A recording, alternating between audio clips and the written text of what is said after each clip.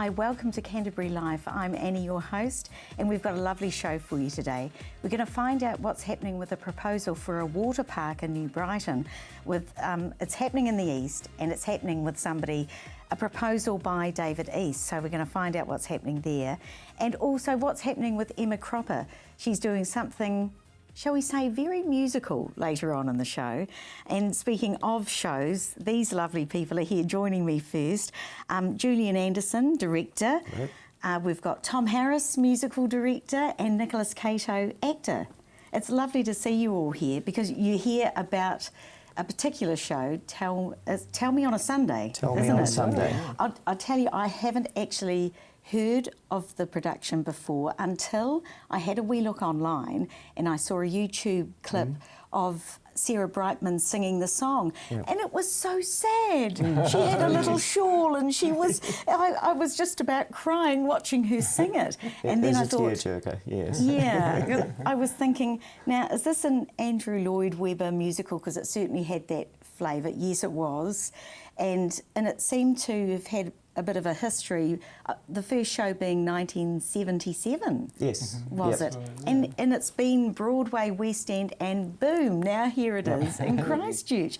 And you guys are doing it. It actually sounds intriguing because the character goes through this whole thing of looking for love in the United States, New York, yes, but you think it's going to have a cast of a gazillion, and you find out at the end it says she's on the stage by herself. Yes. Apart from talking to some friends and letters to her mum, is that right? There's letters to her mother, and none of the in a later adaptation of the show's been changed 4 times and slightly rewritten by the same authors, Andrew Lloyd Webber and Don Black, but it's been rewritten very slightly 4 times since the late 1970s. The latest production, I think, was 2010. Marty Webb has been in almost all of them, I think, as the star. She's in quite a few of the clips. The 2010 was rewritten, and in that they actually put 2 of the men in. But up till then, the men don't appear at all. They are just referred to by the actress, but they don't appear. It's all her and her journey, and her emotions and her internal feelings while she's going through all these changes of 3 different relationships. Which actually must make it quite interesting for you as a director. Then how do you portray that on the stage? Yeah, it does. Her being by herself, but these, things going on around her as well. How did you There is a bit go of a about tradition with it that it's not overly set. And when I went into this, I decided I was going to have a very simple set, just a couple of platforms or to give changes of level, and minimal costume, just one costume that takes her right through the whole thing with just a layer that was added or taken away.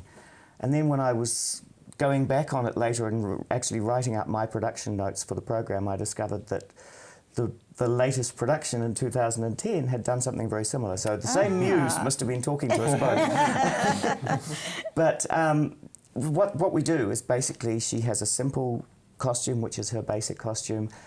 There are additions for some of the different relationships. In one of them, she moves to Los Angeles to be with a film producer, a straw hat and sunglasses, and she's in LA, simple things like that. But things keep happening in these relationships, don't they? The music speaks for itself. The whole story carries you through on the journey, and it really does have some ups and downs. And can I just ask you, are all of the songs sad? No. No, there's a lot of very upbeat ones. Oh, that's fantastic. Actually, just on that note, I didn't really mean that to be a pun, but it is a wee bit, isn't it? On that note. Why did I say? You made me say it again. Tom Harris. No, but just thinking about the music, because there must be so much in the whole production, do you two work very closely? Because I imagine you must have to spend just about as much time as the director with everything. It has been a very intense process, and it's been fantastic for me. This is my first time as a musical director. I just finished at the local jazz school last year, And to be honest, I don't know that much about teaching singers. So I'm not a singer, I'm a pianist myself. Julian's a fantastic theatre and opera singer, so that's really enhanced. You have got so much to offer, collaboration. all of you. Nicholas, are you in this production too?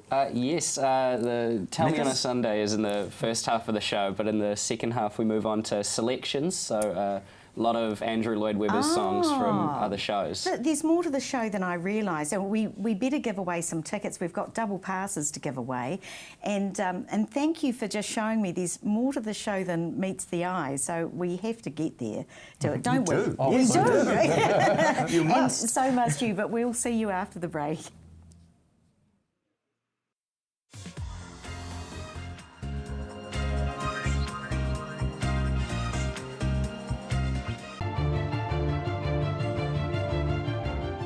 I'm Chris Lynch. Join me for CTV's new current affairs show Lynched every Monday at 8:30 right here on CTV, where I talk to the decision makers and those responsible for running our city. Ready to go, mate? Flight leaves at 4:30. Relax, mate. We'll park at Airpark Canterbury. Airpark Canterbury, privately owned and operated with a free 24/7 shuttle service. Call 0800 Airpark or book online at airparkcanterbury.co.nz. Are you looking for more from your local channel? CTV are online. Our latest listings, on-demand shows, program information, all on the CTV website. We'll see you there. Hurst Auto Dismantlers, your one-stop shop for all your mechanical and car part needs. Our huge premises boasts a large selection of mechanical parts, panels, tyres and glass. Most makes and models are available on site, and if we don't have it, our trusted staff will do their best to source what you need locally and nationwide. So come in and see the team, or just give us a call and save time and money. Hurst Auto Dismantlers, 343 0099.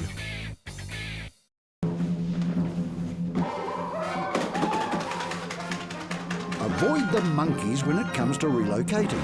Trust A1 Movers, a family business since 1993 that guarantees a professional job every time. We carefully handle and wrap your valued items, ensuring they have a safe journey. Secure storage and insurance options are also available. A1 Movers, the careful, caring moving company. Oi! Hi, I'm Mark and welcome to Staywell Pharmacy. Whatever the season, Staywell Pharmacy has you covered. As an integrated pharmacy, we stock all the well-known pharmacy medicines, as well as quality nutritional and herbal treatments. Our team of pharmacists and full-time naturopath are here to help you find the products and advice to suit the needs of you and your family. So come in and see us at Staywell Pharmacy, 27 Shands Road in Hornby. Staywell Pharmacy, live well, stay well. CTV News and Weather, first at 5. Be the first to find out about the rebuild, local politics, business, sports, culture and community. CTV News and Weather, first at 5, only on CTV.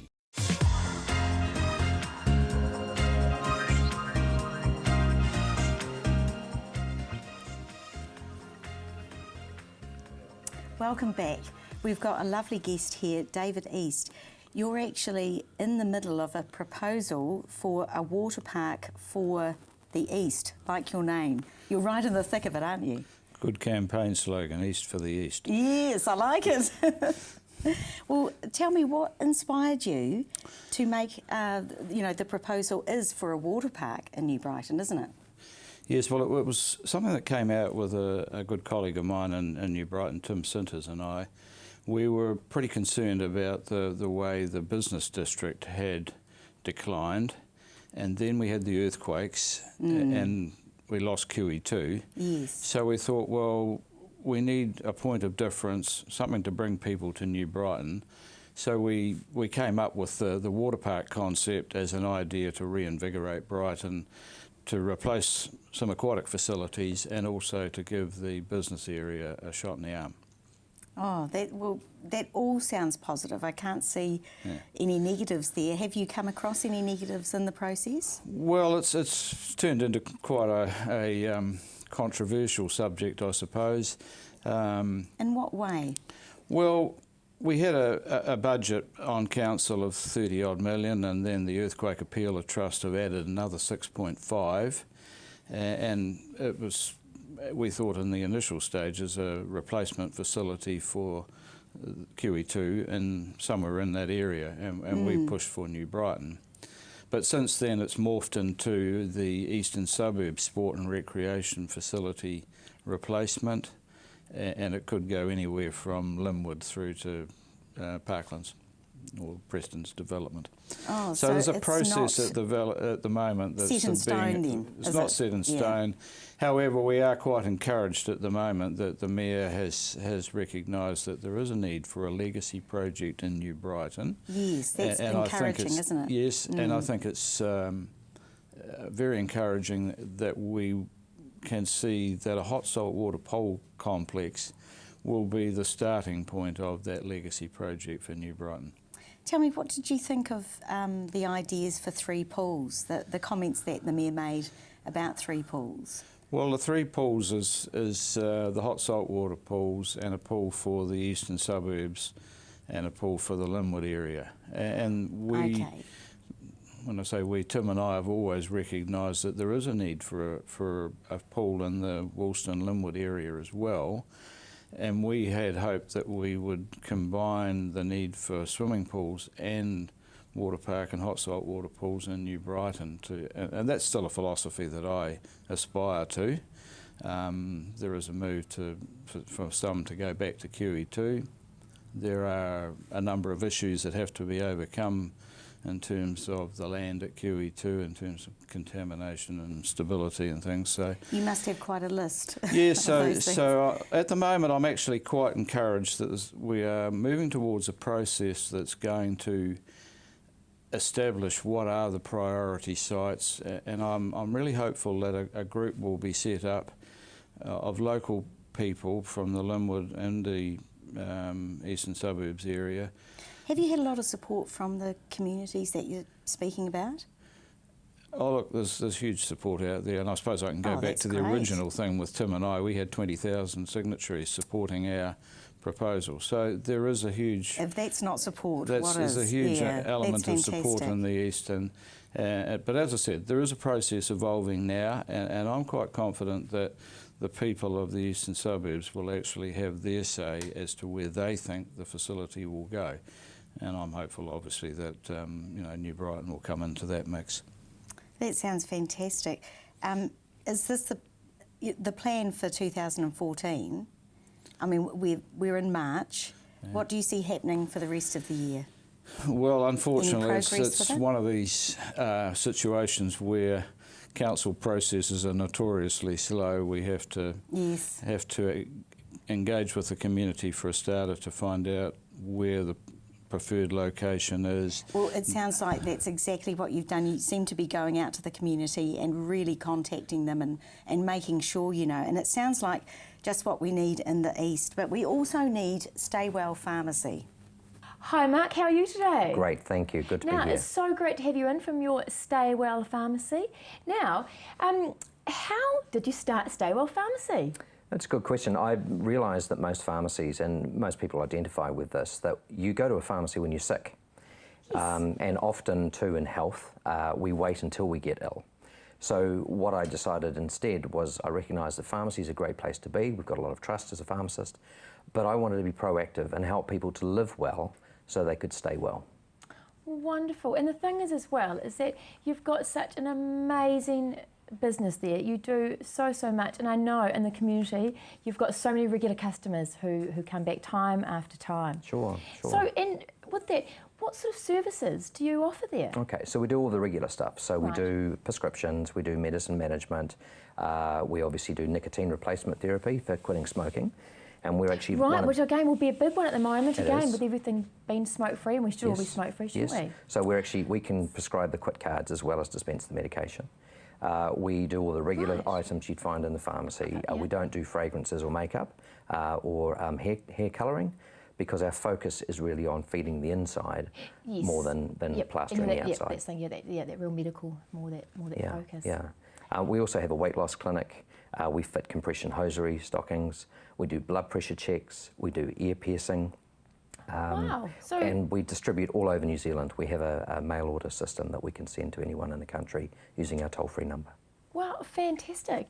So the thing is as well, when people come in, they can obviously come in and chat to you, and you can let them know what treatments they should be looking at, or whether they may need to go to their GP, or whether they can just be looked after in store, so to speak. Yeah, that's right. So one of the things that makes our pharmacy different to most pharmacies is that we have a fully qualified registered naturopath, and I'm also registered with the American Anti-Aging Association and the Australian Anti-Aging Association, working in integrated medicine. So we actually help your GP, your nutritionist, your dietitian, and anybody else that's working with you look at your holistic approach to your health care. And that is key, isn't it? And that's what we all should focus on, rather than quite often you'll find that you'll go to somewhere and it will just be one wee avenue, whereas it sounds like you guys look at everything and so everyone can make a really informed choice. Sure. Well, Hippocrates said thousands of years ago, one man's meat is another man's poison. And you've often heard the word too, we are what we eat. So one of the things we also focus on is food intolerances. Many often the customers or patients will come in and it's actually something they've been putting in their mouths that we need to remove from their diet before we start to put things into their body. Right, and with that, can you do tests for that? You can, yes, and we can work with your advice, GP, but very often there are some really common foods that we can be using. Things like dairy products, wheat, so they're gluten-free. It's not a fad that people are talking about, it's a real concern. And that's the thing, it is real as well, because you do hear people saying, oh, it's just a fad back in my day, but, you know. Well, the wheat's changed. It has, that's the and thing. so's our There's so diet. much different things in our food. Yeah, You know, you read the back of what you're eating and, gee, it's all right. a surprise. Yeah. So again, what makes, I guess we've touched on it a wee bit, but what really makes Stay Well Pharmacy different from all the rest? I think it's because we approach your health in a holistic way. So we're going to look at all the areas. We're not just, we focus obviously, you know, my central training is on prescriptions, pharmaceutical medication, but most people also don't realise that many of those medications affect their nutritional status. Indigestion remedies, things like omeprazole, they rob the body of B3, B6, B12, iron, calcium, magnesium, and they no longer keep the stomach sterile, so your populations of bacteria are affected. Wow, you are the guru. So go down and see the team at Stay Well Pharmacy, 27 Shands Road, Hornby, or give them a call 0508 Stay Well. After the break, we're going to hear from our roving reporter, Emma Cropper, and she's going to actually hear this. No, she's not, thankfully, but she will be hearing something else, much better.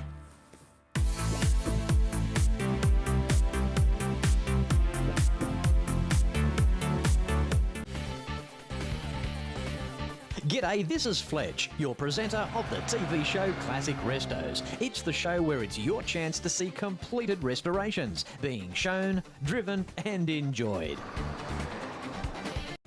The Valiant Tavern has been in the centre of Heathcote Valley for over 130 years. This new and iconic tavern is rich with history and the only tavern in New Zealand with an original artisan well. Open 7 days, the restaurant offers an outstanding menu with great weekly specials such as Tuesday $15 steak nights. If you're looking for a relaxing afternoon or evening out, then enjoy the spacious courtyard and outdoor area. Also available for private functions and special occasions. Located near the Christchurch Gondola and just a short drive from Sumner Beach.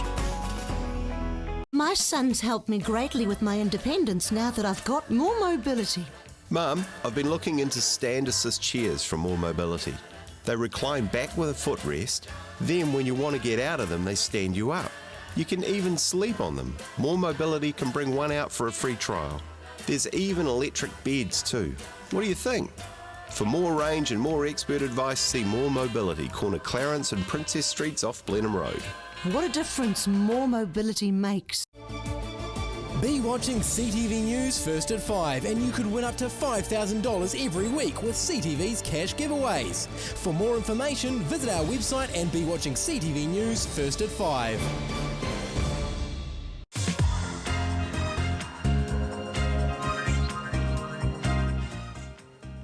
We are going to see the lovely Emma Cropper do something very musical with a brass band, and it's in Canterbury.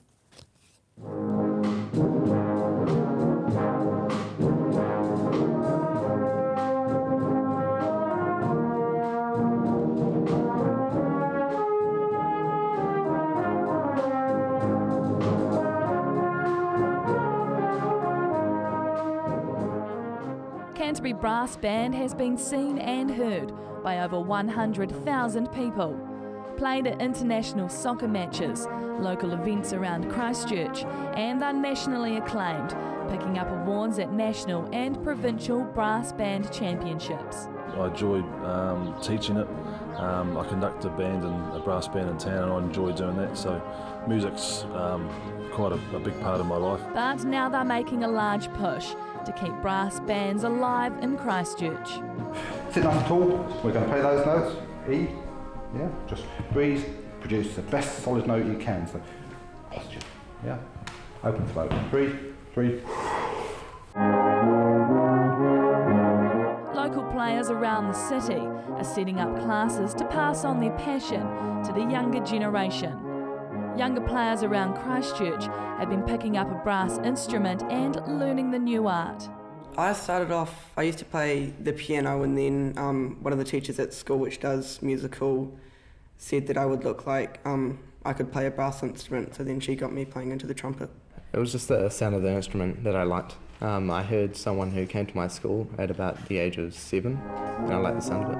The Norwest Band has been established by 2 local players, as a B-flat tuba is one of the largest instruments to play in the brass family.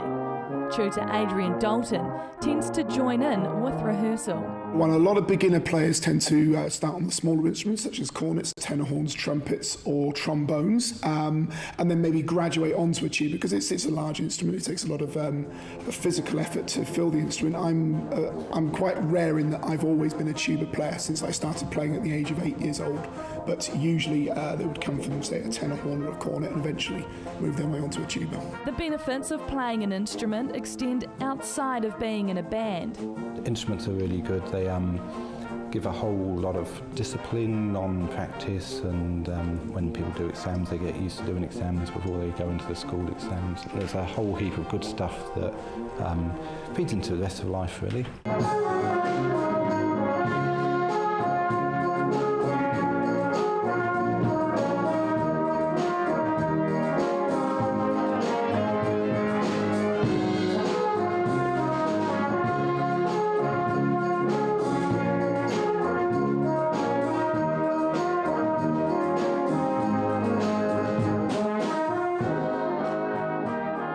Playing an instrument is an after-school activity, but the possibilities of where it can take you later in life are endless. My son, he was playing and he got, oh, what do I do? And he thought, oh, I'm actually really good at this. So he's now off at university studying the trombone and composition, and he probably will go off overseas. And yeah, I've seen a few people go through brass bands and go off overseas and do stuff and come back here and take some good spots in the professional orchestras and groups around the country. For many younger school children, picking up a hobby begins when they start school. But for brass players, it's best to start when you're a wee bit older. 8-year-old Catherine Dalton has just started learning to play. Pretty good. It's like quite fun. They say you can't teach an old dog new tricks, but hey, I figured if Catherine can play, I'd give it a go as well. Well, it's much harder than it looks. I definitely need a few more lessons. While I need more practice, lucky the tutors at Norwest Brass are offering lessons to people of all ages. For Canterbury Life, Emma Cropper. Well, you see, you can blow your own trumpet, and good on her. I think she did really well, actually. Well, that's all the time we've got for today. We will see you again here tomorrow. Check out Zoo Juniors.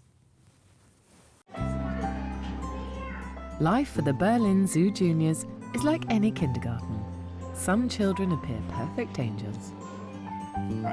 They look cute and impeccably behaved until the keepers' backs are turned. And others play rough until their tummies tell them it's time for lunch. They're just typical youngsters who need love and attention.